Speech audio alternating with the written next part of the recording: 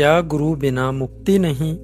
यह प्रश्न हमेशा से ही चला आ रहा है और अभी भी बहुत से लोगों के मन में यह प्रश्न बार बार उठता रहता है। तो इसी प्रश्न का उत्तर जानने के लिए हम स्वामी राम सुखदास जी की श्रीमुख से निकले हुए कुछ शब्द जो उनकी ही किताब में दर्ज हैं, उनके माध्यम से हम समझेंगे क्या गुरु बिना मुक्ति नहीं। और इस बात के उत्तर तक पहुंचने से पहले हमें कुछ बातों को समझना होगा जो स्वामी राम सुखदास जी ने अपनी एक किताब में लिखी हुई है। उन्हीं बातों को समझते समझते जब हम इस सीरीज के अंत तक पहुंचेंगे तभी हम इस प्रश्न के अंत तक भी पहुंच जाएंगे कि क्या गुरु बिना मुक्ति नहीं। आइए आज हम इस प्रश्न का सबसे पहला चैप्टर शुरू करते हैं, जिसमें उन्होंने हमें बताया है गुरु कौन होता है।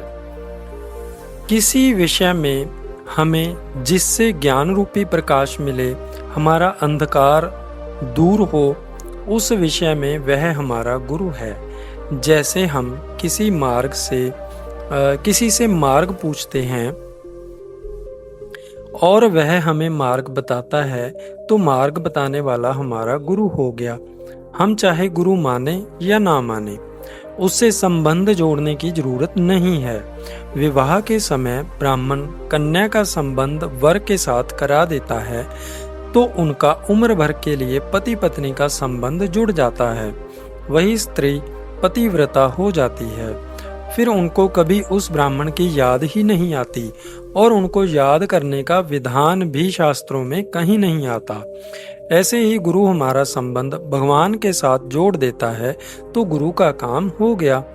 तात्पर्य है कि गुरु का काम मनुष्य को भगवान के सम्मुख करना है। मनुष्य को अपने सम्मुख करना, अपने साथ संबंध जोड़ना, यह गुरु का काम नहीं है।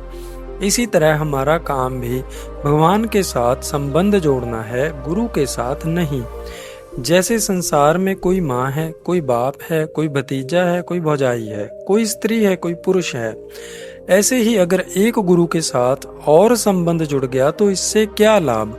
पहले अनेक बंधन ही थे, अब एक बंधन और हो गया। भगवान के साथ तो हमारा संबंध सदा से और स्वतः स्वाभाविक है, क्योंकि हम भगवान के ही अंश हैं। गुरु उस भूले हुए संबंध की याद कराता है, कोई नया संबंध नहीं जोड़ता। मैं प्रायः यह पूछा करता हूँ कि पहले बेटा होता है कि बाप।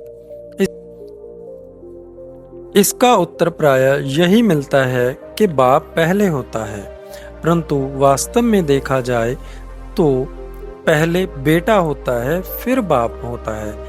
कारण कि बेटा पैदा हुए बिना उसका बाप नाम होगा ही नहीं। पहले वह मनुष्य है और जब बेटा जन्मता है तब उसका नाम बाप होता है।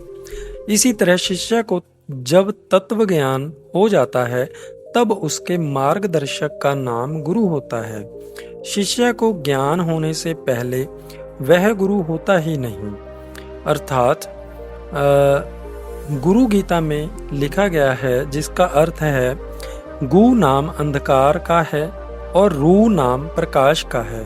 इसीलिए जो ज्ञान रूपी अंधकार को मिटा दे उसका नाम गुरु है। गुरु के विषय में एक दोहा बहुत प्रसिद्ध है, गुरु गोविंद दोऊ खड़े किनके लागू पाए, बलिहारी गुरुदेव की गोविंदियो बताए। गोविंद को बता दिया, सामने लाकर खड़ा कर दिया, तब गुरु की बलिहारी होती है।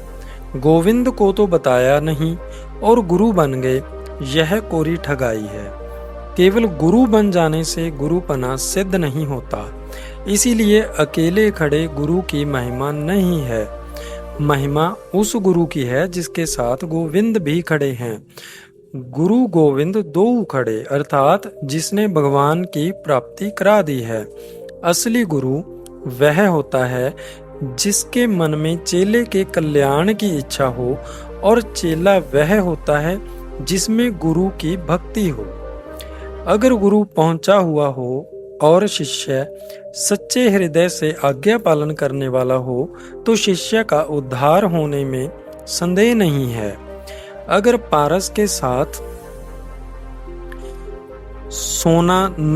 लोहा सोना नहीं बना तो वह पारस असली पारस नहीं है, अथवा लोहा असली लोहा नहीं है, अथवा बीच में कोई आड़ है। इसी तरह अगर शिष्य को तत्व ज्ञान नहीं हुआ तो गुरु तत्व प्राप्त नहीं है, अथवा शिष्य आज्ञा पालन करने वाला नहीं है, अथवा बीच में कोई आड़ है। तो इस वीडियो के माध्यम से हमने समझा गुरु कौन होता है। अगली वीडियो में हम समझेंगे वास्तविक गुरु कौन होता है।